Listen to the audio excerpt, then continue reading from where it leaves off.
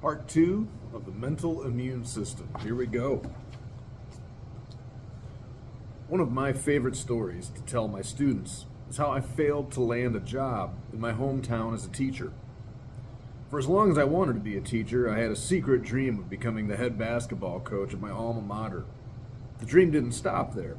I dreamt of rebuilding the basketball program, winning sectionals, regionals, maybe even a state title.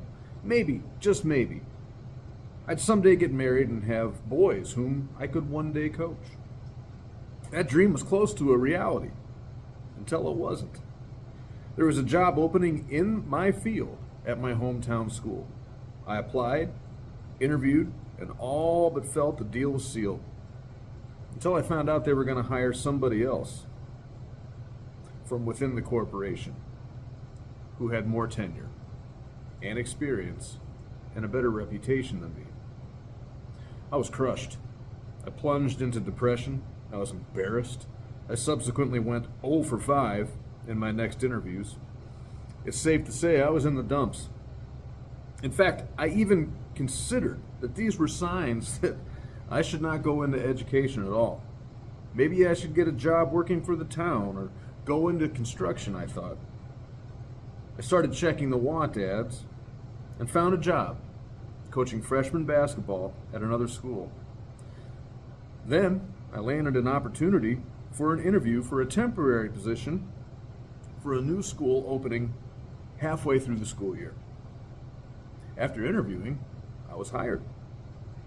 And at that school, I met the person who introduced me to my future wife. I cannot stress enough that meeting my wife was the most significant positive turning point in my life. As a result of meeting, marrying, parenting with her, I have made the most significant positive changes in my life. She made me realize through a long process how important and special I truly am. I wondered for years why she ever settled for me until I realized she fell for me. She chooses me every day. No one has ever made me feel more special, significant, and valuable than her. Takeaway. If I get hired in my hometown, I might not have ever met her. So, in a way, sacrificing a major life goal and having a dream ripped away from me actually led me down a brighter life path. 100 out of 100 times, if I had it to do over, I would choose the same path, the same direction, and the same partner. If you keep moving forward and rolling with the punches, you will eventually find the silver lining in every tough situation. I was listening to a Joe Rogan podcast in which David Goggins was talking about struggle and how we must all suffer to get stronger and find peace. You should check out David Goggins. He is intense, but his story is incredibly inspirational. Within this interview, Goggins posed a question that stuck with me. He was talking about how not all life's answers were obvious, and it hit home with me the query, go Google how to suffer. It ain't there. You ain't gonna find that. This raw statement resonated with me. It resonated because of a thought I've shared with students over the years. I typically say this when having my students work on a guided reading assignment and when they get frustrated that all the answers aren't in the book. This triggers me in so many ways. It is the ultimate mental immune, mental toughness exercise. I use this as a teachable moment. I typically respond by saying, listen folks, I know you're mad that not all of the questions I asked you are highlighted in bold in the book, but guess what? All the answers of life are not highlighted. It would be nice if they were, but they're not. You must use your brain. You have to think. I will gladly serve up the information on a silver platter and deliver it to your desk, but I refuse to cut your food into little pieces and feed it to you like an infant. And P.S., I know all the answers are in there. I wrote the assignment while the book was open in my lap. Get it done. Quote, if there is no struggle, there is no progress. Frederick Douglass. Without friction, we will not be grounded enough to take steps forward. Friction pushback, struggle are all incredibly necessary to get anything worthwhile done. These struggles, in fact, make the accomplishment mean more. It has value because you worked for it, you earned it, you own it. Listen, it's great to problem solve, it's great to theorize and be philosophical, but you must also use your brain when you are enduring, suffering, or persevering. This and that is where people typically falter with their mental toughness.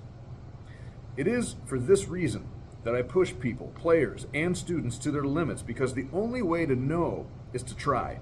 And a great way to learn is to, at times, fail, regroup, and then overcome. Not only do you learn valuable lessons this way, you grow. And most importantly, you build confidence and self-reliance. I try very, very hard as a teacher, and now as an author, to be really authentic. I'm not trying to kill you with buzzwords and repetitive phrases as much as possible, but hey, what do you want? I'm not here to sell an infomercial. I'm not even here to sell books, quite honestly. If I sell a couple, great. Some more coins in my pocket, but that's not why I wrote this book. Remember, I'm writing this to myself in a therapeutic way. If it can help you, then I've achieved my goal. Folks, there is greatness in all of this. There is strength in all of this. You, in all seriousness, will start to find these things when you ask yourself the question, what do you want? Ultimately, an old adage of coaches and teachers comes to mind. When trying to improve discipline or developing good habits while eliminating bad ones, we often must be reminded of the following phrase: you are either coaching it or allowing it to happen.